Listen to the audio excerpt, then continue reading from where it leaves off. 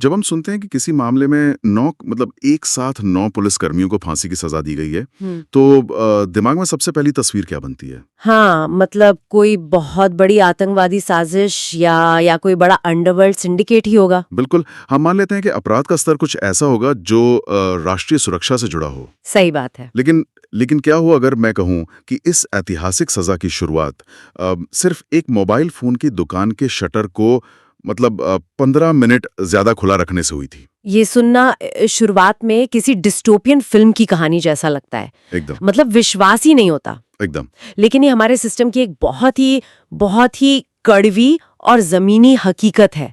ये दिखाता है कि कैसे एक बहुत ही साधारण सी स्थिति, मतलब रोजमर्रा की बात, अचानक एक जानलेवा रूप ले सकती है। बिल्कुल। तो आज की इस अहम चर्चा का जो स्रोत है वो आईएनएस के हवाले से मदुरै से आई एक बेहद रोंगटे खड़े कर देने वाली न्यूज रिपोर्ट है।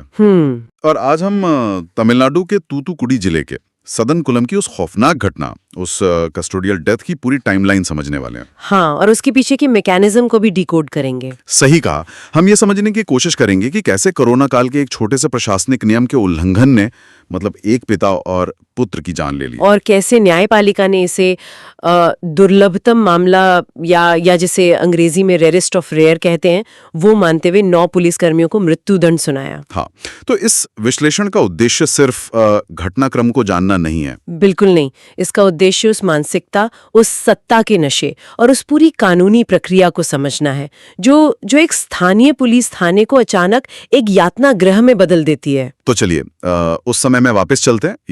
ये जून 2020 की बात है। हाँ, वो समय जब पूरी दुनिया एक अदृश्य वायरस से लड़ रही थी। बिल्कुल।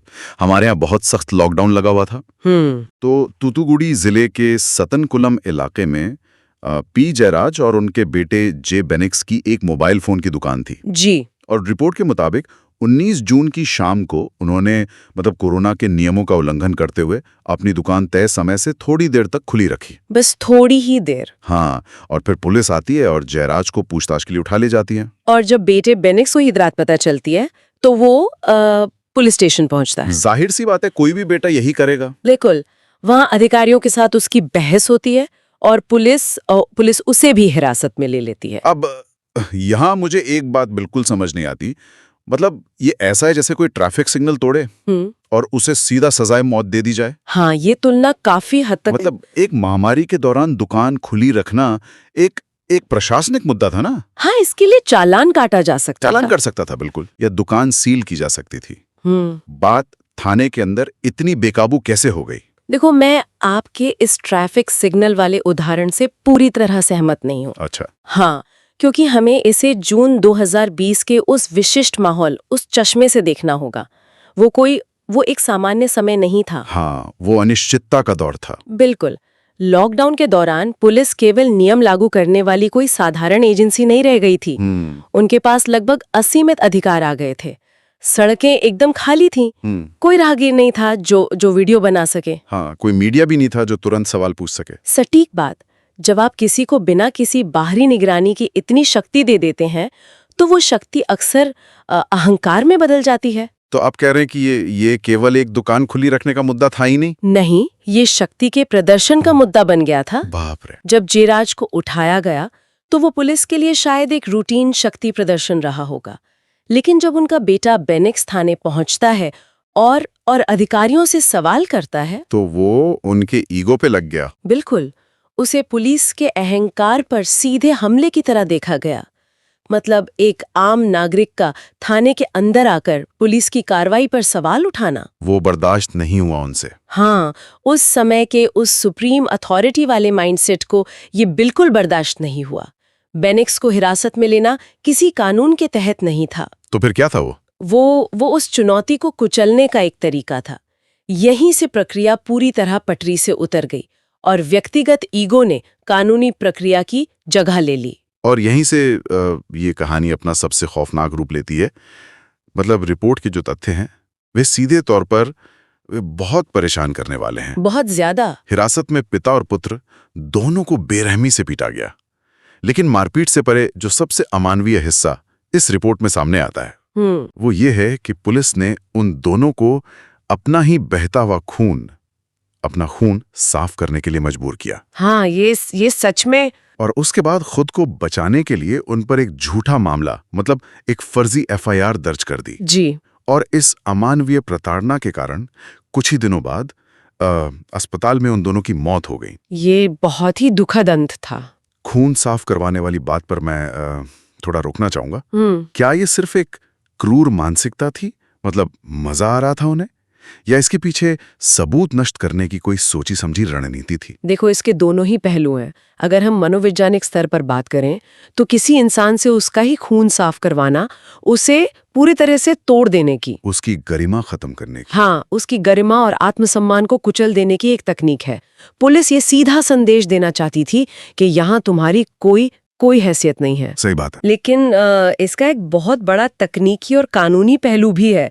थाने के अंदर बहावा खून वो कोई आम चीज नहीं है, वो एक फोरेंसिक सबूत होता है। ओहो, हाँ। अगर कोई जांच बैठती है तो वो खून साफ साफ साबित कर सकता है कि वहां किस स्तर की हिंसा हुई थी। मतलब खून साफ करवाकर वे दरअसल अपना क्राइम सीन मिटा रहे थे। बिल्कुल, वे एक साथ प्रताड़ना और सबूत मिटाने का काम कर रहे थे। ये बहुत ही डरावना है।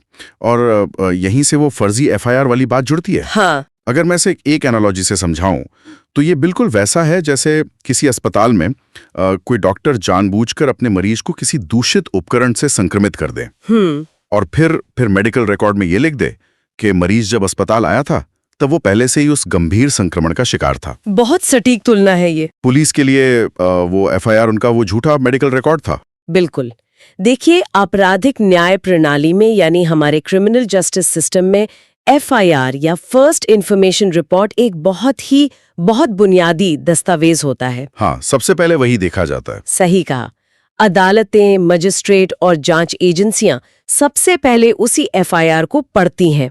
जो व्यक्ति उस एफआईआर को लिखता है वो तो शुरुआत में ही पूरी कहानी का नैरेटिव सेट कर देता है ना। एकदम सही, वो शुरुआत में ही नैरेटिव सेट कर देता है। पुलिस ने एफआईआर में ये लिख दिया कि जयराज और बेनिक्स ने पुलिस पर हमला किया या गिरफ्तारी से बचने के लिए वे खुद ही गिरकर चोटिल हो गए। हाँ, ताकि जब उन्हें मजिस्ट्रेट के सामने पेश किया जाए तो वो जो चोट है वो पुलिस की क्रूरता न लगे, बल्कि एक संघर्ष का नतीजा लगे, मतलब अपने बचाव में लगी चोट लगे। बिल्कुल। और ये साबित करता है कि जो कुछ भी थाने में हुआ वो कोई अचानक से भड़का हुआ गुस्सा या कोई एक्सीडेंट नहीं था। एफआईआर ड्राफ्ट करने के लिए आपको शांति से बैठना पड़ता है, शब्दों का चयन करना पड़ता है। हाँ, शब्दों का चयन करना पड़ता है और धाराओं को सोचना पड़ता है। ये दिखाता है कि पूरी की पूरी पुलिस मशीनरी, हाँ, मतलब वहाँ मौजूद सारे अधिकारी अपने अपराध के प्रति पूरी तरह से सचेत थे। वे सिस्टम की ताकत का इस्तेमाल करके अपनी ही की गई हत्या को कानूनी कागजों में दफना रहे थे। लेकिन जैसा कि अक्सर होता है, सच्चाई अपना रास्ता निकाल ही लेती है। बिल्कुल। जब पिता पुत्र के अस्पताल में मौत हो गई तो ये मामला सिर्फ एक और लॉकडाउन कैजुअलिटी बनकर नहीं दबा। मद्रास हाईकोर्ट ने इस मामले की गंभीरता को देखते हुए स्वतः संज्ञान लिया, जिसे कानूनी भाषा में सुमोटो देते हैं। हाँ, सुमोटो। और इसके बाद राज्य सरकार बैकफुट पर आ गई और मामले की जांच सीबीआई को, मतलब सेंट्रल ब्यूरो ऑफ इन्वेस्टिगेशन को सौंप दी गई। मुझे यहाँ ये समझना है कि अगर मद्रास हाईकोर्ट ये स्वतः संज्ञान नहीं लेता तो क्या ये पूरा मामला उस फर्जी एफआईआर के बोझ तले दबकर हमेशा के लिए खत्म नहीं हो जाता? देखिए, ये इस पूरे मामले का सबसे महत्वपूर्ण मोड़ है। हमारे सिस्टम में पुलिस के खिलाफ पुलिस से ही जांच करवाना, ये सबसे बड़ी विडंबना है। बिल्कुल, वो तो खुद को ही बचाएंगे ना। हाँ, स्थानीय पुलिस के पास सारे संसाधन होते हैं। वे गवाहों को डरा सकते हैं, सबूतों से छेड़छाड़ कर सकते हैं और पोस्टमार्टम रिपोर्ट तक को प्रभावित कर सकते हैं। बिल्कुल कर सकते हैं। आमतौर पर अदालतें तब हस्तक्षेप करती हैं जब कोई पीड़ित पक्ष उनके पास याचिका लेकर जाता है। लेकिन इस मामले में हाई कोर्ट ने, मतलब अखबारों की रिपोर्ट और जनता के भारी आक्रोश को देखकर, खुद ही मामले की जांच के आदेश दे दिए। यानी अदालत ने बिना किसी औपचारिक शिकायत के खुद ही मामले को अपने हाथ में ले लिया। हाँ, और सुओ मोटो का इस्तेमाल बहुत कम और बहुत ही असाधारण परिस्थितियों में होता है। तो इसका मतलब क्या था? हाईकोर्ट का ये कदम दरअसल इस बात की आधिकारिक स्वीकारोक्ति थी कि स्थानीय कानून व्यवस्था पूरी तरह से चरमरा गई है और अब उस पे भरोसा नहीं किया जा सकता। बिल्कुल। और जैसे ही मामला सीबीआई के पास गया, स्थानीय पुलिस का वो पूरा कवर अप, वो झूठी कहानी ताश के पत्तों की तरह ढह गई। क्योंकि सीबीआई एक बाहरी एजेंसी थी। हाँ, जिस पर सतनकुलम थाने के अधिकारियों का कोई प्रभाव नहीं था। और सीबीआई की उस जांच के बाद जो नाम सामने आए वे किसी एक बिगड़े हुए सिपाही के नहीं थे। बिल्कुल नहीं।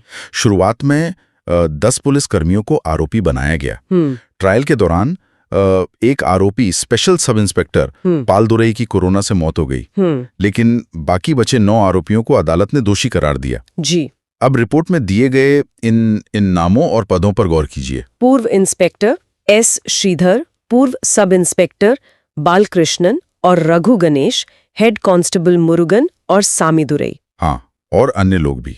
मतलब ये लिस्ट दिखाती है कि किसी एक व्यक्ति का पागलपन नहीं था। पूरी की पूरी चेन ऑफ कमांड ऊपर से लेकर नीचे तक इस प्रताड़ना में शामिल थी। और यही बात इस मामले को इतना भयानक बनाती है। कैसे? देखिए, एक पुलिस स्टेशन में एक पदानुक्रम या एक हायरार्की होती है। हाँ। अगर कोई जूनियर अधिकारी कुछ गलत कर रहा है तो सीनियर का काम उसे रोकना होता है। सही बात है। लेकिन जब इंस्पेक्टर से लेकर कांस्टेबल तक सभी एक ही अपराध में सक्रिय रूप से भाग ले रहे हों तो वो एक संस्थागत पतन या कह लें इंस्टीट्यूशनल कोलैप्स का सीधा उदाहरण बन जाता है। मतलब वहाँ कानून का राज खत्म हो चुका था पूरी तरह से। वे लोग एक गिरोह की तरह, एक गैंग की तरह काम कर रहे थे। और उस गिरोह को उनके किए की जो सजा मिली है वो भारत के कानूनी इतिहास में एक मील का पत्थर बन गई है। बिल्कुल। मदुरई के प्रथम अतिरिक्त जिला एवं सत्र न्यायालय के न्यायाधीश जी मुथुकुमारन ने इस पर अपना फैसला सुनाया। उन्होंने इसे दुर्लभतम मामला या रेयरेस्ट ऑफ रेयर केस करार दिया और सभी 9 पुलिसकर्मियों को मतलब एक साथ फांसी की सजा सुनाई। हाँ, फांसी की सजा मतलब हमारे देश में एक साथ 9 पुलिसकर्मियों को मृत्युदंड मिलना ये कोई आम बात तो नहीं है। ये बहुत ही असाधारण है।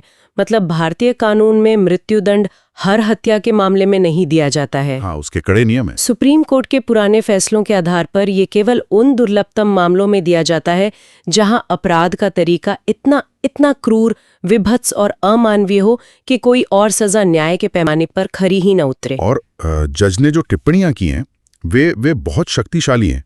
अदालत ने कहा कि जिन पर जनता के सुरक्षा का जिम्मा था उन्होंने एक ऐसा अपराध किया है जिसने समाज की सामूहिक चेतना को झकझोर दिया है। बिल्कुल। उन्होंने कहा कि पुलिस ने एक परिवार की नींव ही उखाड़ दी।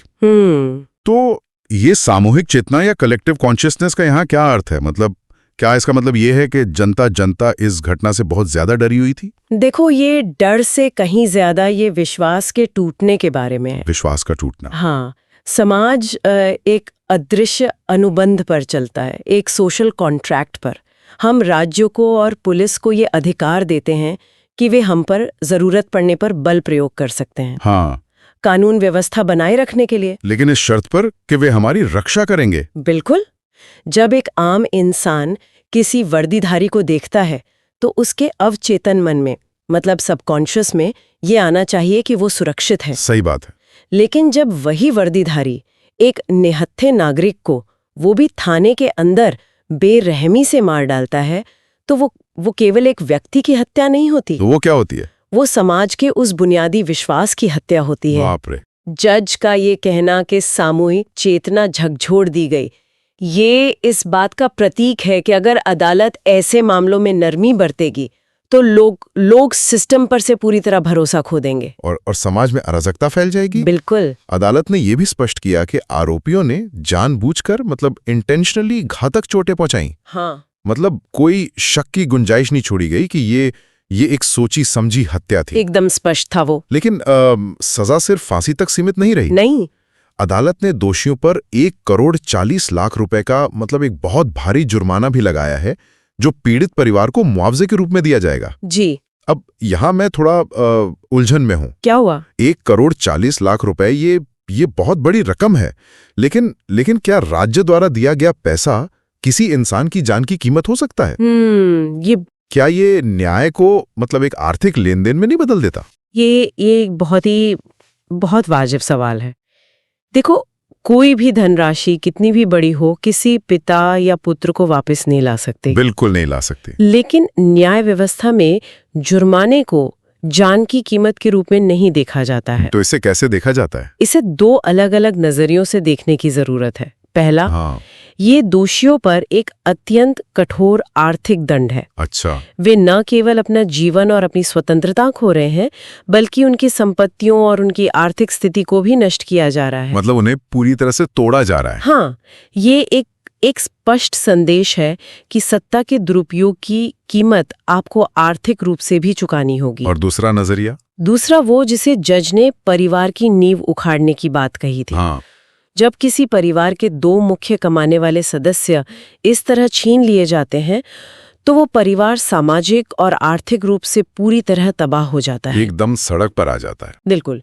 तो ये जो 1,40,00,000 रुपए का मुआवजा है, वो उस परिवार को एक संरचनात्मक, एक स्ट्रक्चरल सहारा देने की कोशिश है। ताकि वो फिर से खड़े हो सकें। हाँ, ताकि राज्य के नुमाइंदों ने यानी पुलिस ने जो विनाश किया है, राज्य उसकी भरपाई करने की कम से कम एक ठोस कोशिश तो करे। तो ये मुआवजे से ज्यादा सिस्टम की जवाबदेही, उसकी अकाउंटेबिलिटी तय करने का एक तरीका है। ये विश्लेषण हमें सच में घटना की गहराई तक ले जाता है।